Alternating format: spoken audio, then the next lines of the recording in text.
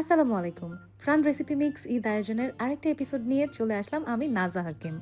ঈদ মানেই আনন্দ এবং ঈদের ৪-৫ দিন খুবই মজার মজার রান্নাবান্না করতে হয়। আজকে আমার রেসিপিতে আমাকে হেল্প করবে আমার শাশুড়ি, যার কাছ থেকে মূলত আমার রান্না শেখা। থ্যাংক ইউ নাজাবি। এখন আমরা রান্না করবো মাটন লেগ রোস্ট। এটার জন্য আদা, রসুন, পেঁয়াজ বাটা এবং টক দই দিয়ে ভালো করে মাংসটাকে মাখিয়ে ওভারনাইট ফ্রিজিং করে রাখতে হয়। তারপর যখন রান্না হবে তার আগেও আরেকটা ম্যারিনেশন করতে হয়, যেটার জন্য আমরা একটা পেস্ট বানিয়ে নিচ্ছি। টক দই, কাঁচা পেঁপে পেস্ট, টমেটো কেচাপ এবং স্বাদকে দ্বিগুণ করার জন্য প্রাণ মাংসের মশলা ব্যবহার করছি। তারপর খুব ভালোভাবে মিক্স করে এই মিশ্রণটাকে মাংসের এপাশ ওপাশ উল্টে পাল্টে খুব ভালোভাবে মেখে নিতে হবে।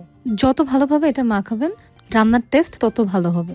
এখন তেল গরম করে গরম মশলা দিয়ে মাংসটা এপাশ ওপাশ করে ভেজে নেব।